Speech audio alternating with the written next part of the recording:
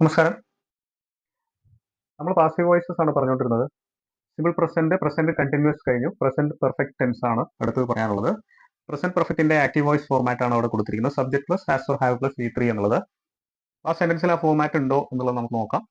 He has written A letter. Subject he, subject ആണ് അല്ലെ. Has or ഹാവില് has ഉണ്ട്, കാരണം ഹി എന്നുള്ളത് സിംഗുലർ സബ്ജക്റ്റ് ആണ്.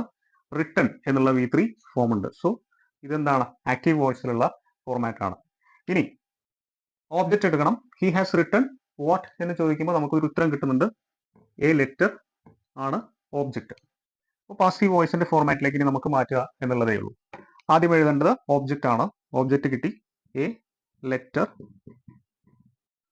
ഹാസ് അല്ലെങ്കിൽ ഹാവ് സിംഗുലർ ആണോ പ്ലൂറൽ ആണോ ഐ ആണോ യു ആണോ വന്നിരിക്കുന്നതിനനുസരിച്ച് ഇവിടെ നിന്നുള്ളത് സെലക്ട് ചെയ്യണം. എ ലെറ്റർ എന്നുള്ളത് സിംഗുലർ ആണ്. സോ ഹാസ് എടുത്തു. പിന്നെ എന്താ ചേർക്കേണ്ടത്? ബീൻ ചേർക്കണം അല്ലെ. Been. A letter has been എന്നായി. ഇനി V3 എന്ത് തന്നെയാണ്? ഇവിടെയും V3 ഫോം തന്നെയല്ലേ. സോ അതേ V3 ഫോം ഇങ്ങോട്ട് എഴുതിയാൽ മതി. A letter has been written by agent ചേർക്കണം. ബൈ ഹിം എന്നുള്ളത് വരും. ഇത്രയുമാണ് പ്രസന്റ് ടെൻസുമായി ബന്ധപ്പെട്ട പാസീവ് വോയിസ് ഫോർമാറ്റുകളുള്ളൂ.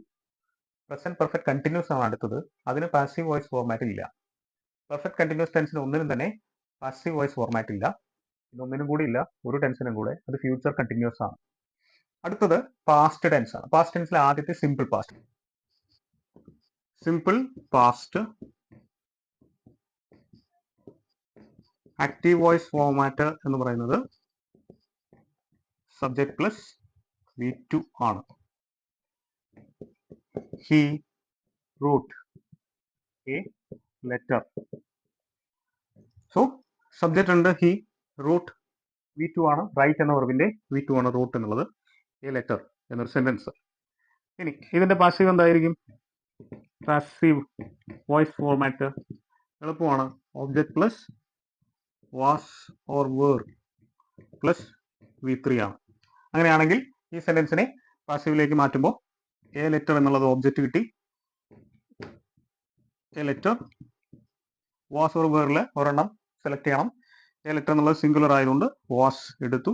ഇനി V3 റൈറ്റ് എന്ന വെർബിന്റെ V3 ആണ് വേണ്ടത്. റിട്ടൺ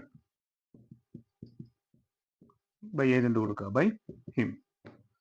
അപ്പോൾ എളുപ്പമാണ്. ഈ ഫോർമാറ്റുകൾ പഠിച്ചു വെച്ച് കഴിഞ്ഞാൽ നമുക്ക് പാസീവിലേക്ക് മാറ്റാൻ എളുപ്പമാണ്. ഈ കഴിഞ്ഞ ലാബ് അറ്റൻഡർ LDC പരീക്ഷ, അതിന് പാസീവ് എന്നൊരു ക്വസ്റ്റ്യൻ ഉണ്ടായി. താഴെ തന്നിരിക്കുന്നതിൽ കറക്റ്റ് ഫോർമാറ്റുള്ള പാസീവ് വോയിസ് സെന്റൻസ് ഏതാണ് എന്നാണ് ചോദ്യം. നമ്മൾ ചെയ്ത സിമ്പിൾ പ്രസന്റ് ടെൻസ് ആണ് അതിൽ ആൻസർ ആയിട്ട് കറക്റ്റ് ആയിട്ട്, അതിന്റെ ഫോർമാറ്റ് ആണ് കറക്റ്റ് ആയിട്ട് അതിൽ വന്നിരിക്കുന്നത്. മെയിനായിട്ട് നമ്മൾ ഈ ഫോർമാറ്റുകൾ പഠിച്ചു വെക്കുക എന്നുള്ളതാണ്. പഠിച്ചു വെച്ച് കഴിഞ്ഞാൽ നമുക്ക് കൃത്യമായിട്ട് അതിനെ ആൻസർ ചെയ്യാൻ പറ്റും. അപ്പോൾ അടുത്ത ഇനി പാസ്റ്റ് കണ്ടിന്യൂസ് ആണ്. അപ്പോൾ അത് നമുക്ക് അടുത്ത ക്ലാസ്സിൽ നോക്കാം.